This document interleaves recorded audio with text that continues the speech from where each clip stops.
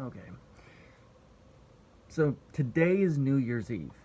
And so it's kind of like something most people will kind of spend at least some time like reflecting. For some of you, it'll be in the form of like barroom confessions as you ring in the new year, whatever. But kind of thinking about just stuff that's happened over this year, maybe a few past years, and something that's been coming up in conversations over the last couple of days, just kind of just all of a sudden it's there, is about Miley Cyrus, which seems kind of odd. I'm not a fan personally, but I think one of her like transitioning from Disney Channel TV star to the kind of whatever she is now, the adult music icon activist maybe is that she is now, has involved one of the textbook um, displays, maybe, of the challenge of identity that we all have. And what I mean by that is this: she grew up the child of Billy Ray Cyrus, the, I guess, legendary country music star, became Disney Channel famous as Hannah Montana, and that as she came into age, she was no longer marketable towards the, I guess, let's say 8 to 14-year-old uh, girl demographic that she had been, was kind of moved up, essentially, kind of left behind a little, went off into her own thing, and started off making a few hits. Party in the USA, or like some of these, and kept it decent, right? But wasn't the Hannah Montana anymore. Wasn't the perfect, clear cut, blonde hair uh, teen idol, I guess, anymore. And I remember in an interview with her, interviewer asked, "So how come, like, why don't you just go back to being that clean cut Hannah Montana again? Even though it is still like you're not that character anymore. Why don't you just, you could be that persona still?" Like, and she even referenced the kind of pinup image of Katy Perry and the kind of Southern Belle image of Taylor Swift there. And Miley responded with, "People don't understand that that was a character I played when I was too young to understand really what I was doing. And that this is me now. And people keep wanting to force me back into playing that old role anymore, even though the show is over." And she would continue to do even more aggressively sexualized, sensualized, trying to distance herself more and more away from that family friendly, essentially, that clean, ordinary, like whatever that was over here, trying to be more, see, more like kind of stake that claim on that I'm not that anymore.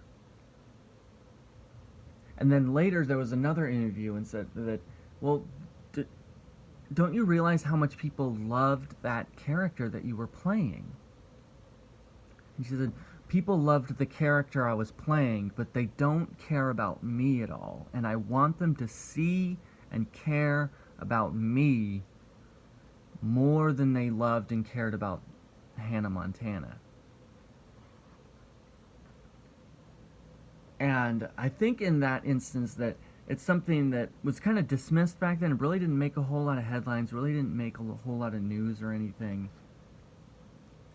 But I feel in many ways, if there's anything in the world that any of us can relate to as we're going through this like kind of calendar-esque transitional season from one year to the next, if there's anything we can relate to, it's that struggle that we're constantly, in a lot of ways, pretending to be someone that we're not. You go to work and you put on the "this is me at work" face. you go to school or you go to college, you even different classes, if you have different classrooms throughout the day, you put on different appearances in order to be someone that you think that that group will accept. And you might think that, well, maybe I do that, versus that you out there as the audience don't. But it's not true. It's not just a personal thing, I think, for anyone. I think it's something that we all share, but we don't want to talk about, because the second you do talk about it, you put yourself in the position of being rejected. That, and we talk about it in kind of loose-handed ways in different contexts, that on your first date, you don't actually go to it. Your perfectly propped and cleaned version of you, representing you, will go with best behavior. You might even swear a little less, or you're not going to bring up controversial subjects and topics because you're not sure how the person's going to respond. And so you're going to keep all that stuff aside for later dates. Maybe if this one goes well, you're going to be on your best behavior and hope it goes well. And then maybe second, third, fourth date, maybe that's when you're going to start bringing out the real you. That they're going to meet the actual, like, they're going to find out what your political positions are. They're going to find out what your emotional baggage is. So we do it there. We do it in job interviews as well. Suit, tie, right? Maybe even a vest over it. Or you're going to have a nice coat, nice blouse, no ripped jeans, no PE shorts. You're going to tell them what they want to hear. They're going to ask you what you think your biggest flaw is. You're going to spin that into an accidental strength. Like, we do it then too, except for some reason it's socially acceptable to, or it's socially recognizable to do it then. But we pretend like that when you're on your lunch break at work, or when you are during the lunch period at school, when you're with your guy friends versus when you are with your significant other and all that, like, we do just as much pretense. We do just as much artificial reality and augmented reality. In those instances, we just pretend like it's not. We just pretend like, no, I'm not pretending. This is really me. Which is one of the reasons why, like, if you meet your boss, run into your boss at the store, it's like, it's so jarring, because seeing somebody outside their ordinary context, it changes the way you see them. Or you see we create this illusion around the people, like the pastors, the youth pastors around us, that this is the way their life probably is, but then you see them out in daily life for the first time, and then you see them snap on their kids for the first time, or something like that, and it's just like, whoa, I guess you're not as whatever as I thought it was. You're not as perfect as I thought you were. That in a large way, Miley has been kind of living on the main stage, a transition that we all struggle with. And we also struggle with it with our kids, or when you're a kid as you're growing up, that you go through adolescence, become a teenager, and you want to start being treated like adults, but your parents continue to treat you like your kid, and it creates this point of tension and friction between the two of you, that I feel like I can handle more, but no, they won't let you. Or that your parents kept this image of you as a kid in their mind, and they're trying to reinforce that into you, that why can't you just be the little kid that was so easy to care for before, when now you're becoming a man, becoming a woman, going through the challenges emotionally and physically that are attuned to that. Well, it's because I'm not that anymore. And then if you don't visit your relatives for a long time, and then you come home for the holidays, let's say this year, or maybe it's the first time you've seen them in a year, they have this imagination, this illusion of what you'll be like when you arrive, and you're expected to fit into that.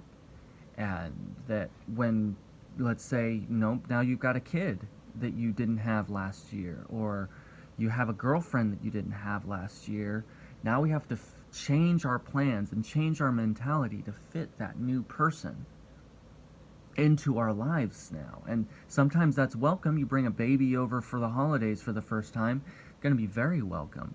But you bring a fiance when you didn't even have a girlfriend last year, it's going to change things in a significant way. Find out that you went off and eloped and now you have a wife for the first time. It's going to change things in a dynamic way that they're not emotionally ready for. So I think that, and one thing to maybe sum up all of this as I'm rambling is probably need to be a little bit easier on Miley Cyrus, because she's been going through a lot. I think that additionally, we need to be easier a little bit on ourselves in the same way that we've all kind of been going through a lot too. That you're not the same person right now that you were January 1st, 2019. And you're not the same person that you were January 1st, 2017.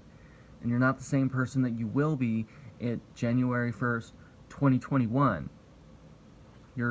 Each year brings new challenges and strains and struggles that you have to overcome. And my wife and I were even talking about the other day of that. Thank God, I'm not the same person that she married 6 years ago. And she's not the same person that I married 6 years ago. That we've grown and changed, and that's what needs to happen. Over time, if someone met you for the first time that you only knew back in high school or back in junior high, they shouldn't be able to really recognize you all that well, quite frankly. They should see remarkable, distinctive attributes to you now that weren't there before. So, hopefully better ones. So, as the year ticks over and you begin 2020, and I hope that maybe you'll go a little easier on you. Maybe you'll risk the rejection that goes along with taking off some of those masks and try to be who you really are. Discover who that is, and stop trying to pretend to be whoever you think they'll accept, and try accepting yourself first, so that you can get to know them and they can get to know you with more freedom.